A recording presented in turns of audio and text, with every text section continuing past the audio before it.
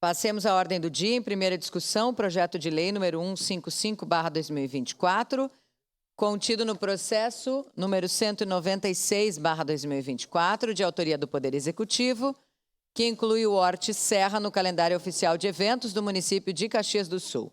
Relatora, vereadora Gladys Frisso, com a palavra relatora para a leitura do parecer. Senhora Presidente, nobres colegas, o parecer é favorável ao projeto de lei número 155 de 2024, contido no processo número 196 de 2024. Recebe esta comissão para análise e parecer o projeto de lei acima descrito, de autoria do Poder Executivo, que inclui o Horti Serra no calendário oficial de eventos do município de Caxias do Sul, tendo como objetivo promover o setor agrícola da região e destacar a diversidade e a qualidade dos produtos hortifruti-grangeiros produzidos na Serra Gaúcha.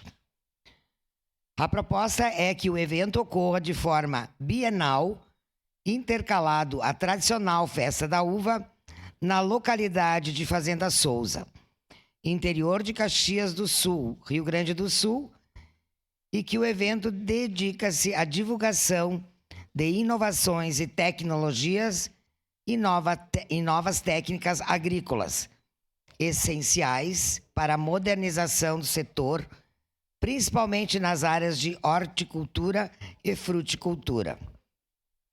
É o breve relatório. A Comissão de Constituição, Justiça e Legislação manifestou-se em seu parecer pela constitucionalidade da matéria. Face ao exposto, esta Comissão de Agricultura, Agroindústria, Pecuária e Cooperativismo, por seus integrantes, por entenderem que a proposição é meritória e de importante relevância para o fomento do setor no município, manifesta-se de forma favorável a proposição em análise.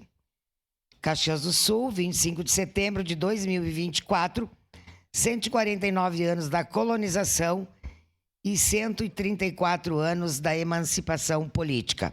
Era isso, senhora Presidente. Obrigada, vereadora. Em primeira